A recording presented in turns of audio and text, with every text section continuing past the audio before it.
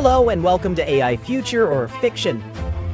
Today we are going to discover the mirage of a global artificial intelligence. We hope that this story helps you see the shadows cast behind the screen. Is code a free force or a tool to build walls? We believed in a shared future, but we woke up in a violent geopolitical clash.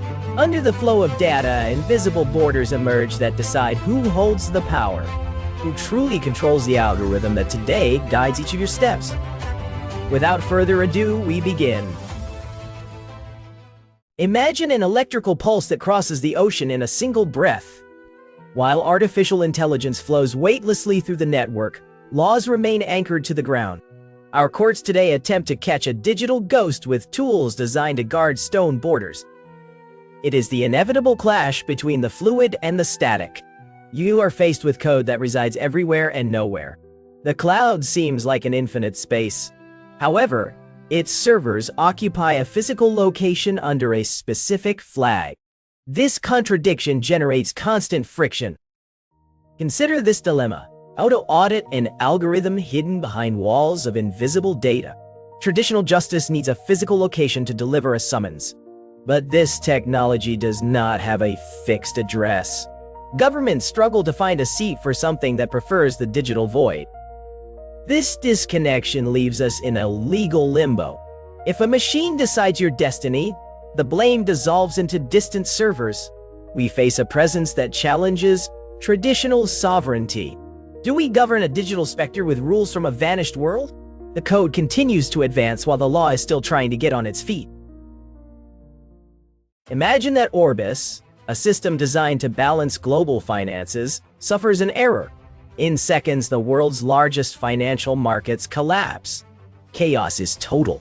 Millions savings disappear in a digital blink. Three world powers demand to enter the entrails of Orbis to understand the failure. Here the paradox arises. One nation claims the right because the servers are on its soil. Another demands control because the creating company was born in its capital. The third asserts that the damage affected its people and must audit the code. But Orbis is not a physical machine. Its intelligence lives fragmented in clouds that cross all those borders. Nobody knows to whom the truth belongs when the code has no homeland. While governments argue, the system continues operating under its own dark logic. Nobody can stop it without shutting down the world economy. This black box is the engine of our civilization. Are we the ones holding the steering wheel or just passengers of a blind algorithm? The chaos of Orbis left a bitter lesson. The idea of a global and united network was a dangerous fantasy. Today, the world fractures into closed blocks. Geopolitical alliances raise new iron curtains made of protocols and silicon.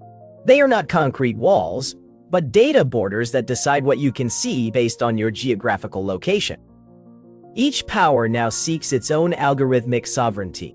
They force information to be born and die within their own local servers. This data localization is not just a technical challenge. It is the ultimate tool of state control to shape the reality of its citizens.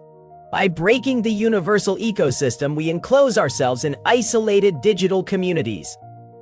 If you live under one flag, your artificial intelligence will speak a different language than that of the neighboring country. Your digital identity no longer belongs to an open network. Now it depends on the block that dominates your physical territory. You become an inhabitant of a technological fiefdom where regional code is the supreme law. Do we build bridges to progress or invisible cages for our consciousness? While great powers shield their digital borders, you might think the rest of the world is free to choose. But the reality is darker. Many nations find themselves trapped in a new type of technological vassalage. Lacking their own infrastructures, they are forced to import black boxes designed thousands of kilometers away in capitals with alien values. These foreign algorithms dictate everything from access to credit to social order in cultures they don't fully comprehend. It is an invisible colonization where the extracted resource is no longer gold, but your identity and your data. By accepting this technology, governments hand over the keys to their sovereignty in exchange for a borrowed modernity that rarely belongs to them. The decisions that shape daily life in the global south are now made in very distant glass offices. This generates a gap that code, instead of closing, seems to deepen more and more. Is this the dreamed of progress or a new form of digital servitude? In the end, you are left with the doubt of whether the algorithm is a tool of liberation or the most sophisticated shackle ever created. While geopolitical blocks raise walls, large corporations have learned to walk through the cracks. You've heard of tax havens, but now you're witnessing the birth of data havens. These are territories that offer legal silence in exchange for investment. In these gray areas, ethics are an impediment that can be erased with a digital relocation. If a law in your country prohibits a dangerous experiment, the company simply moves its algorithms to a jurisdiction without eyes. They do not seek to improve their technology, but rather to find the void where no one asks questions. This strategy turns global security into a chessboard where rules are optional. We live in a race towards the ethical abyss. Nations compete to be the most permissive to attract the power of silicon. Thus, code ceases to obey justice and responds only to convenience. You find yourself in a world where law is bought as a commodity. The edges of the map no longer define the protection of the citizen, but the impunity of the machine, who truly has control if the architect of the algorithm can choose which laws they prefer to obey today. International conference rooms no longer vibrate with the enthusiasm of great discoveries. The wonder at progress has been replaced by a chilling and calculating silence at every diplomatic summit. Today, global politics focuses on a single and dangerous obsession: the total control of deployment. It no longer matters what the machine can do, but who has the power to turn it off or restrict its access. You find yourself in an era where global forums have become battlegrounds for the right to technological veto. Access to the most advanced algorithms is now used as a foreign policy weapon. It is a form of punishment that can leave an entire country in digital darkness in a matter of seconds. We are witnessing the rise of technical protectionism. In this scenario, sanctions no longer block ships or physical goods, but lines of code essential for modern life. This new form of oversight decides which nations can evolve and which must lag behind by decree. The system switch is now the scepter of modern power. If your progress depends on a permission that can be revoked at any time, are you truly free to innovate? The question hanging in the air is disturbing.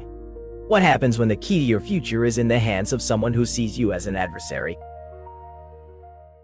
You stand before a horizon that branches into three distinct realities.